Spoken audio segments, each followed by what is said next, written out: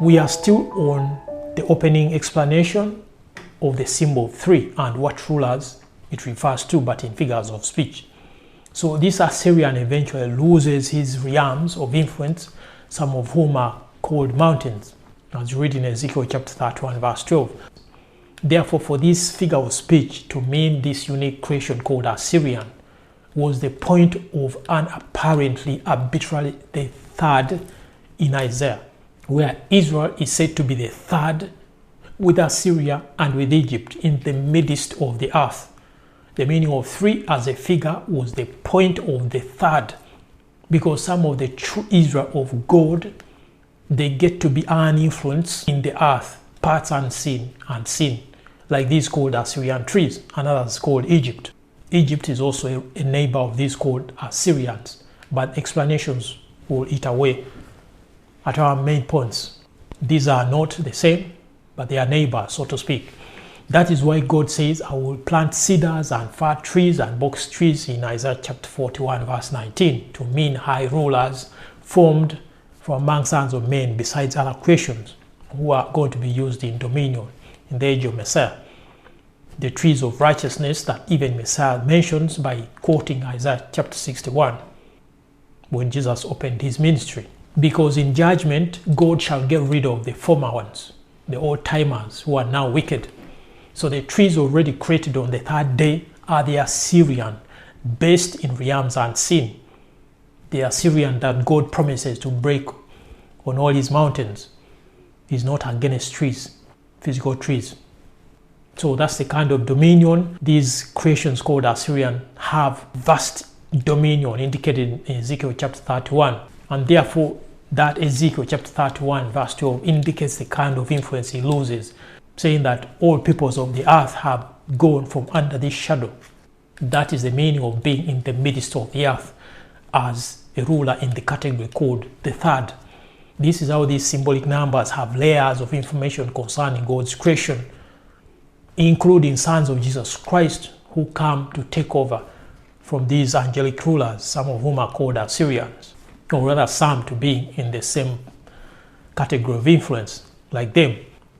Therefore, because these things are not preferred teachings in our topics, we can afford to run this wide, because Paul and John also taught that understanding these things well causes us to purify ourselves, not on the basis of other hopes like having things of this world while we wait for Jesus Christ, but that we should purify ourselves in the hope of the things we are coming to in the future until salvation, that we may see these great things which Jesus Christ dies for, that sons of men may come into, phenomenal things.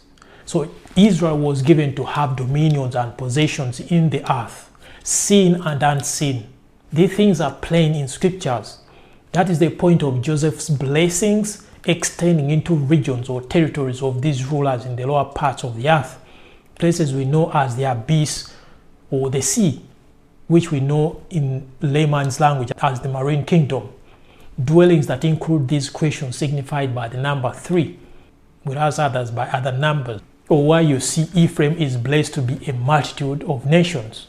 And yet, strictly speaking, Ephraim was only one tribe, just as any other tribe was in the kingdoms of Israel. Never a nation on its own, let alone being a multitude of nations. Only that God calls the northern kingdom by Ephraim. That was a special element to Ephraim because of these prophetic reasons in Joseph's blessings. Moreover, Ephraim is the only son of Israel, apparently whom Jacob says in him Israel will bless. So how is that when they were known for idolatry till deportation after only 208 years as a unique tribe in their nation? By these singular sayings, Jacob means these hidden realms coming under the name of Israel. They all become the house of Israel, and of who share this blessing are these Assyrian and Egypt. As it is written in Isaiah that this Assyria and the Egypt, they become the third, or rather Israel becomes the third with them in the midst of the earth. It's a very wide topic, and it's coming in details later about Israel. And therefore you notice about Jacob that of all people of whom God changed their names to another, They were never for once called again by that name, that old name. But it isn't so with Jacob, because of what realities his name means in prophetic utterances, one of which mysteries of calling Jacob by a discarded name is at work when God says, I have called Jacob from the ends of the earth, from the chief men thereof. These are the issues we are dealing with in these symbolic numbers to refer to creations besides man, whom God will use also in the millennia. Now, anyone who understands how words matter to God and how important context matters knows that ends of the earth isn't a light statement when he says that I've called Jacob from the ends of the earth and from mighty men thereof. It's not a light statement for God to say that, because God doesn't embellish. It is because God, in figures of speech, meant realities concerning these high ones also coming under the umbrella of the house of Israel, often called nursing mothers and kings with children, and all those other labels. They all come under the umbrella of the house of Israel. They are the chief men. And why Israel sometimes is called Goy, meaning heathen. Now, call a Jew a heathen, and it is an insult. But see how God uses it here. These are the things concerned with these numbers depicting rulers of all sorts hidden in scriptures. Today, Assyrians and Egypt as rulers depicted by these nations are wayward and therefore destroyers. But at the time God renews all things under the heavens, in Jesus Christ, according to Colossians chapter 1 verse 20, therefore we read Israel becoming the third with these two, that is Assyria and Egypt, and being a blessing in the midst of the earth, meaning Israel at some point was not the third. This figure of 3 is also the reason for the third parts of trees in Revelation getting burnt. They are the rulers there also, because trees mean those rulers signified as a tree in Ezekiel chapter 31, who was envied for his attributes in the garden of God. Of these are they signified by the number 3 or its fractions or multiples. This is the idea behind Israel being the third with these two rebels, who shall be then sanctified by God for his own purposes in the earth, according to Isaiah. Because Assyria and Egypt are similar realities to mean what we understand by Babylon today, or even Egypt as symbols. This is the class classified by the number 3 as rulers and its fractions or its multiples to qualify circumstances of their influence over the earth. But as we said, Israel becomes the third as there, because the number 3 also signifies or applies to creations that are set apart for roles originally meant for these called trees. So those who come into these roles, they are also signified by the number 3 or the third. That was the meaning of the third of the stars of heaven, for an example in Revelation. The third of the stars who are drawn by the tail of the dragon, since stars are not created on the third day but on the fourth. So in figures of speech, spiritual influences dominating the world, influences that are dominating an age, their earthly seats of power are enforced by the most powerful nation among heathen nations. Each nation has its wicked princes set over it, the sons of God in Deuteronomy chapter 32. These rulers go by the name of their nations, or the nations of men they preside over. So the most powerful nation presides over that age. These angelic rulers are then the Egypt and the Babylon and the Assyria. So the most powerful nations presiding over an age, the spirits behind them, they also go by those names of those nations. That's why we have angelic rulers signified as Egypt and Assyria and Babylon. Even though context matters, of course, because spiritual Assyria and Egypt are not the same rulers according to scripture, in that Egypt are called dragons, but Assyria are called trees, both in the depths of the earth. These are the Assyria and Egypt, the rulers, some of whom will come to be esteemed, even as Israel is esteemed in holy issues, come that unique time of reconciling all things in the heavens and in the earth, according to Colossians chapter 1 verse 20, and also in Isaiah. So of these that shall have bent the knee to Jesus Christ, as it is written of them, they also get to be under the house of Israel. And so in their unique influence signified by the number 3, or by the third shall the Israel of God also be with them. That is the Israel becoming the third with them. But these today mostly are now powerful but wicked or wayward, the trees of Assyria, of whom is the cedar that was in the Garden of Eden. These are they whose figure is 3, and for which figure of 3 identifies them in their dominions as trees that are burnt up in Revelation. So they are not physical trees as some of us have been taught. God doesn't send physical trees to hell, but wicked rulers over vast realms, signified as trees and dragons and so forth. And all these names you read there as Elam and all, they are all spiritual references to wicked rulers, spirit rulers, some of whom are the Assyria. So if you read in Ezekiel chapter 31 about this Assyrian having been in the Garden of Eden, and then you discard that to take a literal understanding, then confusion sets in. The Assyrian are the fruit trees in the forest in many scriptures, but given in figures of speech. In the same chapter are other creations that are also given as fowls and beasts and living ones, but which many have mistaken for physical trees and birds and cows in Genesis. These were rulers over the earth. So if you read all these things in the prophets and simply dismiss them, no wonder we are in disarray by our division, because people are reading the Bible in different languages and not its own spiritual language. For an example, others directly called the third stars drawn and cast on the earth, which refer to this figure of number 3, because this figure also refers to those appointed to roles of these signified as trees.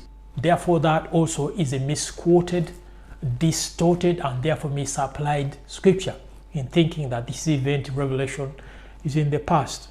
To start with, these scriptures don't say a third, but the third, as it is in Isaiah. Scriptures are not speaking of a physical third of angels, for an example in Revelation, because we don't pay attention to details. That's why we mess up in quoting scriptures. Read very carefully this portion in Revelation. If that who is said to have been in heaven, and that the devil was overcome by fighters using the blood of the Lamb, and not loving their life unto death, and by their testimony they defeated the devil, how is that war in the past? Are physical angels fighting the devil by the blood of the Lamb unto death? It is as though we sleepwalk through scriptures. In the clauses, a third part and the third, there is a big difference in grammar alone, let alone the meaning.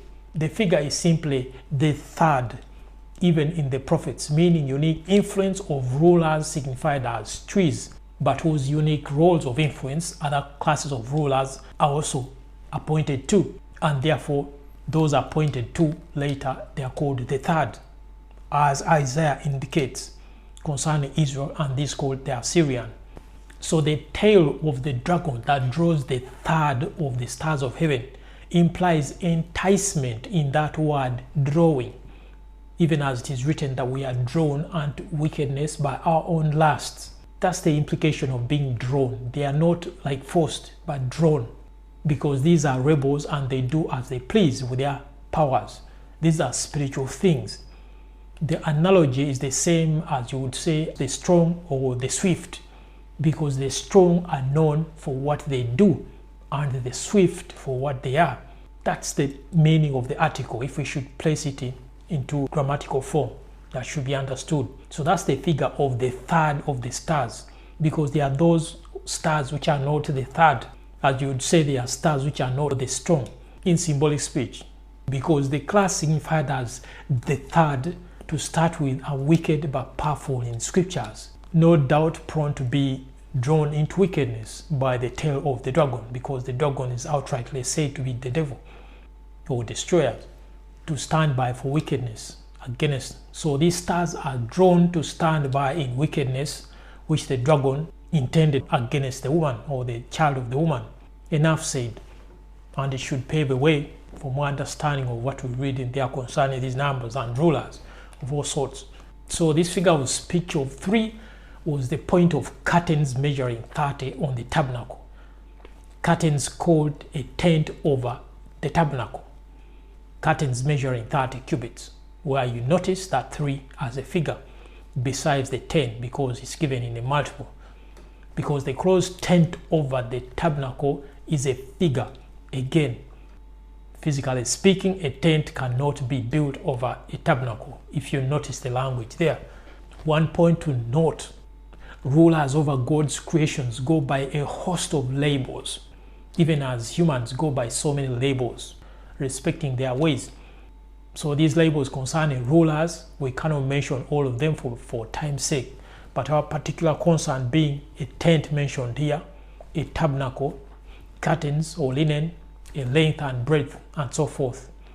Just as a temple is a sacred structure and whose items signified ruling beings or living beings, so did the tabernacle refer to living beings by its unit material or construction material parts out of which it was made. Therefore, Jesus Christ promised some overcomers to become a pillar in the temple because of what parts of sacred buildings signify in spiritual terms. Every element means a congregation or a ruler. In this sense, parts of that tabernacle are a representation of God's servants in various capacities or circumstances and in different ages. And as all servants with influence have a unique number, so did all these measures of these parts of the tabernacle point to unique servants and their unique roles over God's creation. That is where the meaning of the number 3 in its multiple of 30 comes in, and that of a 4 alongside other measures you see on those construction materials of the tabernacle. As Jesus Christ's followers are individually signified as stones of the temple, but collectively as a wall, as you see in Revelation, a wall of 144, and in the prophets, a wall against whom God has issues. So does the linen and the curtains of the temple also refer to unique congregations of beings. That is, enclosures refer to unique creations of influence. For an example, the hedge mentioned alongside the vineyard in Isaiah. The hedge meant those who protected Israel, God's servants whom he appointed to be protectors or seeing issues concerning Israel. Among spirit beings, they were the hedge, beside others he mentions to take away because Israel had offended. Curtains are symbols of creations among rulers. So linen and curtains are forms of an enclosure, even as a wall is, and so they signify creations among the rulers.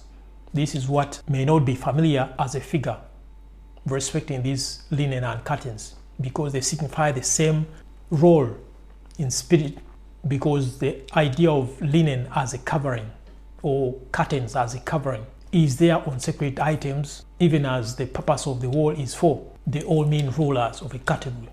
So this linen was the whole point of curtains of goat and linen of the tabernacle. Again, God gave away these realities concerning his rulers on that very tabernacle in how the text was structured, but with false interpretations instead of translating what God gave. He said curtains of goat. The word hair in that verse is not there, even though those that were to build it understood that the curtains on the roof were meant to be from goat's hair, physically. And so God says that a tent was to be set over a tabernacle, which physically is impossible. That's what that verse says. But spiritually, it was a reality. A tent was set over a tabernacle. We are still on the symbol of 3, which was applied as one of the measures of the linen or the curtains of the tabernacle, being given as prophetic references to future things in this very Exodus. So a quick reference to show that curtains and tents mean congregations in other scriptures. We have, for example, Habakkuk chapter 3, verse 7, which reads, I saw the tents of Cushan in affliction, and the curtains of the land of Midian did tremble. In the whole passage, Habakkuk talks of these rulers who also go by the labels of everlasting mountains we just saw in Isaiah, and the perpetual hills in the lower parts of the earth in other scriptures, of whom are these signified as trees, and by the number 3, same rulers over dominions deep in unseen realms, whom by prophecy were given to Joseph by Jacob and Moses for an inheritance. So these mountains Habakkuk speaks of and hills concern rulers in figures of speech. Likewise, he mentions rulers signified as curtains and the tents in affliction. Physical curtains cannot be afflicted, they don't have emotion, but rational creations do have emotions, even though that affliction itself is a figure of speech. In this case, rulers signified as curtains and the tents are they said to be in affliction. Of these are the rulers in figures of speech of curtains of goat and linen in Ezekiel and so forth, depending on specifics mentioned, even as they are in this verse of Exodus. So for more clarity on the symbolism of curtains to signify rational creations who have influence, we again find them in Songs chapter 1 verse 5, which the Hebrew Israelites love to quote in reference for their belief. Those curtains meant rulers from the earth, rulers under Messiah. They are the curtains of Solomon. Things Colossians chapter 1 verse 20 teaches, in that things in the heavens and in the earth get reunited in the renewal of all things. Other examples you can refer to Isaiah chapter 54 verse 2, Jeremiah chapter 49 verse 29, where the terms curtain is used in a prophetic sense, which defeats a physical understanding of what a curtain means. So back to our example of Exodus chapter 36 verse 14, in our explanation of the use of this number 3. And he made curtains of goat hair for the tent over the tabernacle, 11 curtains he made them. As we said, that word here is a distortion, but the meaning of curtains now established. When you see curtains of goat, be very attentive that what you are reading is more than what meets a casual reader or a casual eye, because this is spiritual or prophetic language. That is why even hair is not in the original. It is simply curtains of goat. The second point, therefore, to this structure is this term given as goat, in that it is a peculiar figure of speech to a unique category of ruler. That is why you observe an impossible structure in 2 elements in this verse, saying curtains of goat for a tent, because that congregation of these called goats, they get to be a tent for God's use over his creation, because they are creations of vast influence. So a tent over a tabernacle is a deliberate figure of speech, because God knows the difference between these two terms of tent and tabernacle. And that's why you read in 1 Chronicles chapter 17 verses 5 to 6, God clearly distinguishes these two terms as separate meanings, saying I moved from tent to tent and then from tabernacle to tabernacle. In here in Exodus chapter 36, it was a figure of chapter 36, because Moses' laws were prophetic for future things, starting from the Passover. In literal terms or plain language, a tent or a tabernacle are similar types of structures. That is obvious.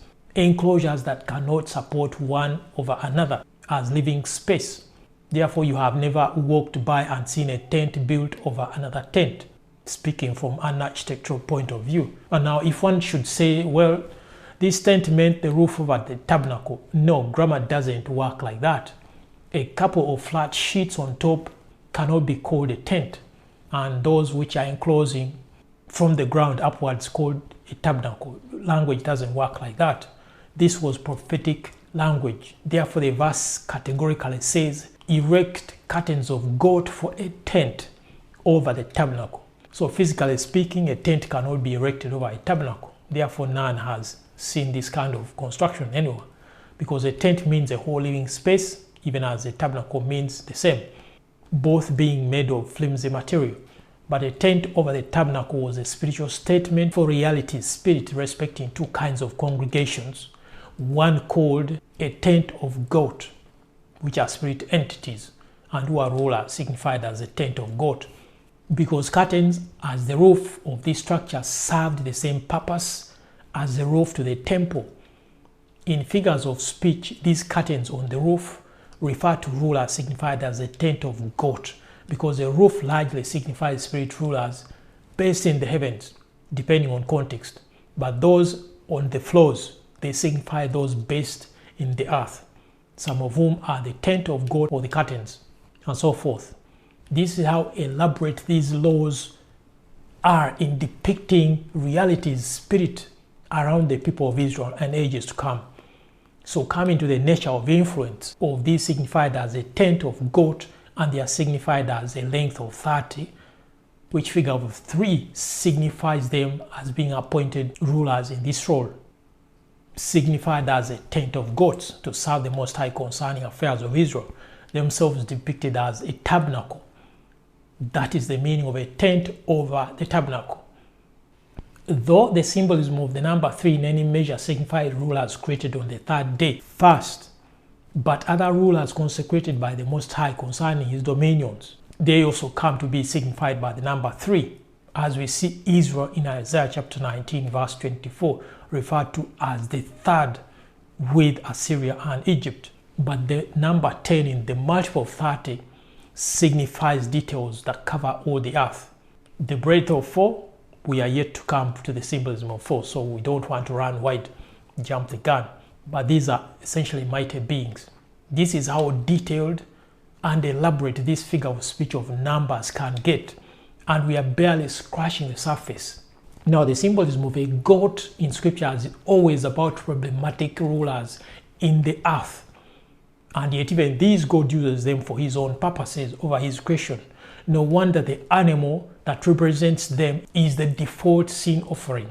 For an example, the goats that rise from their thrones in Isaiah chapter 14 verse 9, but poorly rendered as chief ones of the earth. Well, chief ones they are in some sense, but it was needless to hide that term goats because this was prophetic language. They are the same goats that fight in Daniel and against whom the righteous angel fought his way through to deliver a message to Daniel.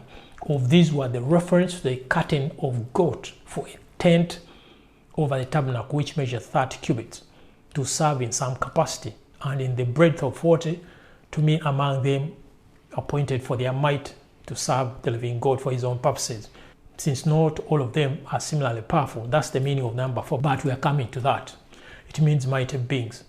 And so in most places where the element of curtains appears in the context of figures of speech, these are the realities depicted, not necessarily about goats, but about rulers signified as curtains. Even as rulers signified as a temple, some are signified as a wall. That's why you see that wall in Revelation looks jasper, even as the one who is sat on the throne looks jasper, and why the first foundation looks jasper, even as the one who is on the throne also looks jasper. So these are the realities depicted there. They are all about rulers. So every element that forms a part of the tabernacle or the temple in Jerusalem and in Ezekiel's prophecy, these elements made servants of God and their nature and roles, depending on the context, because places of